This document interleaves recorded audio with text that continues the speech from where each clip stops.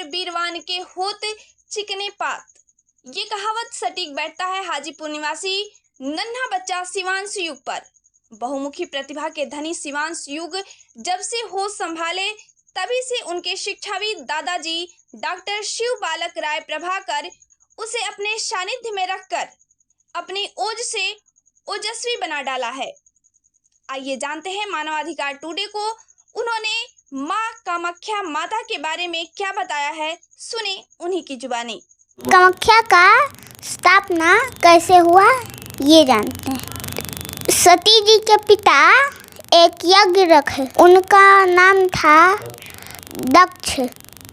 तो उसमें सती जी को और भोलेनाथ जी को निमंत्रण नहीं दिया गया, इसीलिए भोलेनाथ जी के कहने के भी बजाय माता सती जी यज्ञ में चली गई। तो वहाँ सती जी के पिता ने भोलेनाथ जी के बारे में बहुत उल्टा सीधा गालियाँ दी। इसी के कारण सती जी क्रोधित होकर यज्ञ के कुंड में कूद गई और अपना देह त्याग दिया। जब ये बात भोलेनाथ जी को पता चली तो वो जला हुआ शरीर को अपने कंधे पे रख कर और अपना तांडव रूप धारण करके तांडव करने लगे। प्रलय आने की भावना थी, इसीलिए विष्णु जी डर गए और वो अपना सुदर्शन चक्र छोड़े, जिससे माता सती जी के सभी भाग अलग अलग जगह पे जाकर गिर गए।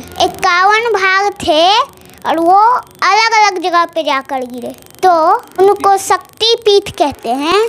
तो उसमें से एक भाग कामाख्या में गिरा था। कामाख्या जी असम राज्य के कामरूप जिले के अंचल पर्वत पे स्थापित है, तो इसीलिए विदेश से भी लोग वहाँ पूजा करने आते हैं। वहाँ पे माता सती जी का योनि क्षेत्र गिरा, तो वहाँ ब्रह्मपुत्र नदी का महीना में एक बार जल लाल हो जाता है, यानी कि खून से भर जाता है 3 दिन के लिए, और मंदिर के द्वार भी बंद कर दिए जाते हैं। उससे पहले मंदिर में एक सफ़ेद रंग का कपड़ा रख दिया जाता है, और जब 3 दिन बीत जाते हैं तब अगले दिन जब द्वार खोल के देखा जाता है तब वो कपड़ा पूरा लाल हो जाता है, यानी कि खून से लथपथ हो जाता है। वही प्रसाद के रूप में सभी को बांटा जाता है और वही लाल उज्जवल ब्रह्मपुत्र का भी बांटा जाता है। वहाँ जाने से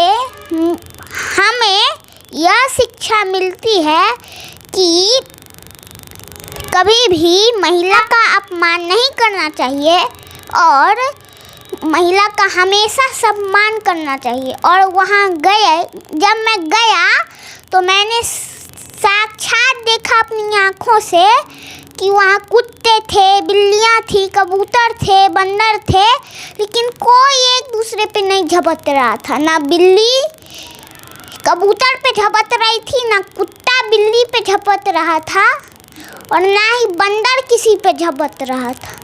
ये मैंने अपनी आँखों से सच्ची में देखा।